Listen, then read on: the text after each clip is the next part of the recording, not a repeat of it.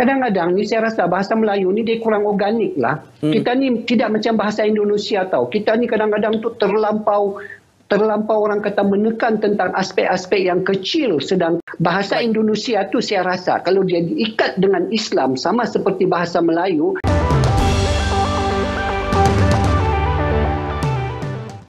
Assalamualaikum warahmatullahi wabarakatuh.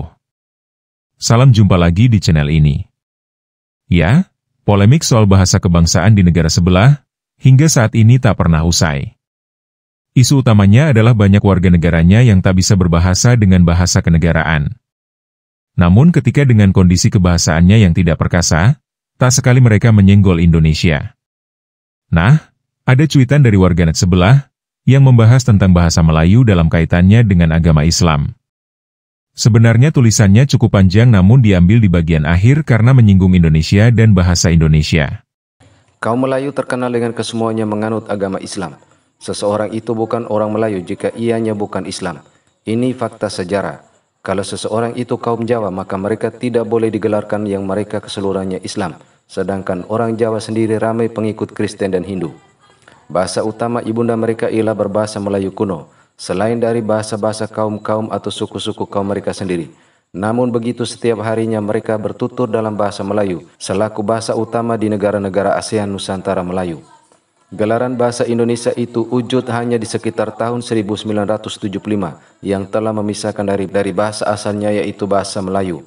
Pada hakikatnya Indonesia tidak hak menggelarkan nama bahasa Melayu itu sebagai bahasa Indonesia. Seharusnya ia mengambil bahasa Jawa sebagai bahasa persekutuan mereka. Oleh sebab logat, pelet percakapan dan perkataan-perkataan yang berbeza, Indonesia tidak boleh asingkan bahasa Melayu sebab bahasa Melayu sendiri ditutur dalam berbagai logat mengikuti daerah masing-masing.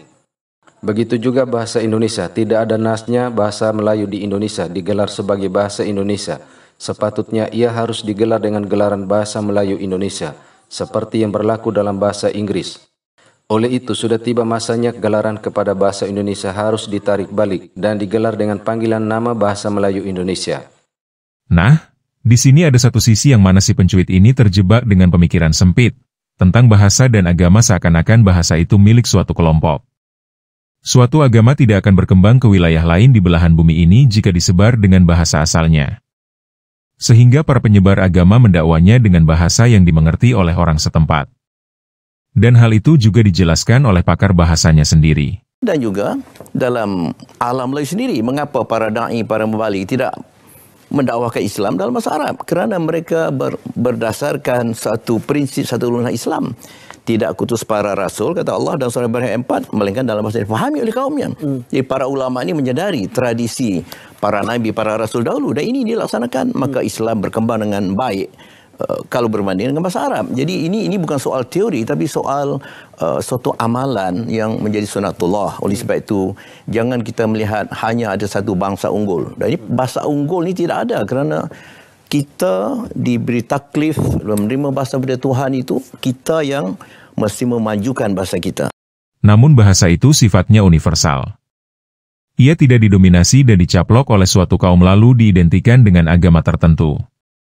Maka tak heran jika kondisi kebahasaan sebelah masih menjadi polemik yang terus dibahas oleh pemikir-pemikir di negara tetangga ini. Ini juga adalah salah satu masalah sebenarnya kenapa kita sangat sukar untuk mendaulatkan bahasa kebangsaan, disebabkan perubahan-perubahan polisi itu sekejap berubah dan sekejap tidak. Walau bagaimanapun, ini adalah perkara yang kita tidak boleh kawal lah kan, sebab pertukaran Perdana Menteri, bagaimana mereka berfikir dan menggubal polisi, orang kata that is beyond us lah. Macam kita tidak dapat kawal. Tapi Tuan Syed, kalau boleh izinkan saya bercakap tentang beberapa perkara lagi yang menjadi kekangan kepada pengembangan untuk menjadikan bahasa Melayu itu dia lebih inklusif kepada masyarakat Malaysia. Maka kalau boleh izinkan saya, sebab saya sendiri merasainya. Yang pertama sekali, kita sebenarnya sedar atau tidak sedar, pejuang bahasa Melayu itu sendiri yang kadang-kadang menyebabkan bahasa Melayu kita ini sukar untuk dikembangkan. Kita kata bahasa kebangsaan dan sebagainya.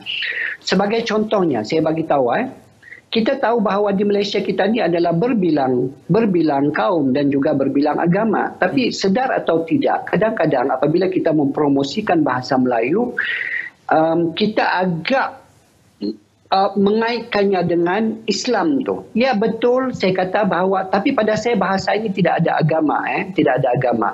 Jadi kita bercakap tentang bahasa Melayu, dia adalah bahasa sepunya bagi semua komuniti. Dalam kita punya bahasa, dalam sastra pun, sastra Melayu, bila dalam sastra Melayu, Dewan Bahasa sendiri telah pun menentukan bahawa ini adalah kriteria-kriteria yang kita anggap sebagai sastra Melayu. Dan dia bukan hanya melihat kepada bahasanya, kepada mediumnya, tetapi juga kepada kandungannya. Saya tahu ni sebab dulu saya pernah satu buku tentang puisi daripada komuniti penulis Sabah yang berbilang kaum kan, dan dia 2 tahunlah tertangguh di DBP hanyalah tentang mempertikaikan tentang beberapa istilah yang digunakan yang dikatakan bahawa dia adalah bersifat kurafat, dia adalah menentang Islam dan sebagainya. Kalau kita kata bahawa bahasa Melayu ini hanyalah untuk milik dan nuansanya adalah Islam, itu yang kita kata penolakan nanti akan juga berlaku kan. Itu yang pertama. Kedua, satu lagi, Tuan Syed kalau saya boleh sentuh, kadang-kadang ni saya rasa bahasa Melayu ni dia kurang organik lah. Kita ni tidak macam bahasa Indonesia tau. Kita ni kadang-kadang tu terlampau orang kata menekan tentang aspek-aspek yang kecil, sedangkan pada saya bahasa Melayu ini nuansanya adalah pada semangatnya sebagai bahasa Melayu. Perkataan-perkataan spesifik tertentu itu tidak semestinya, sebab itu berubah, mana-mana bahasa pun dia sentiasa berubah. Bahkan kalau kita kata bahawa kita mahu bahasa Melayu yang tulen yang macam mana, di mana kita punya penanda aras, adakah zaman Hang Tua, zaman Tunteja atau zaman pra kemerdekaan tahun berapa sekian-sekian kan. Kalau kita menyusur ni kan dia sentiasa berubah. Tapi ini contohnya, ini saya tidak ada, saya secara personal saya tidak ada masalah, tetapi saya tahu ia menjadi masalah kepada ramai orang, terutama sekali di kalangan kawan-kawan saya sebagai saintis lah. Bila melihat kepada penulisan dalam bahasa Melayu, dari dan daripada pun menjadi satu isu besar. Ialah dan adalah pun menjadi satu isu besar. Demi untuk penggunaan macam tu yang telah pun membumi menjadi organik bertahun-tahun, tiba-tiba semua tidak ni kan.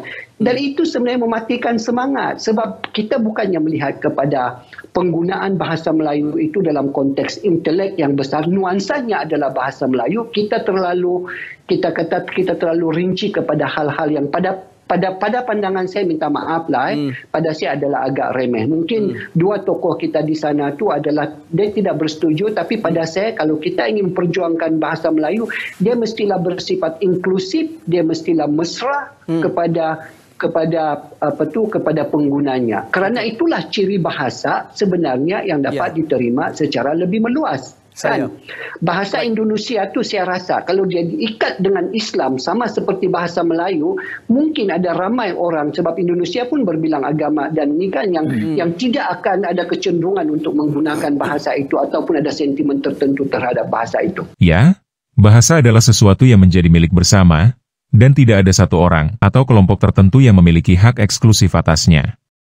Semua orang berhak untuk menggunakan, mempelajari, dan mengembangkan bahasa.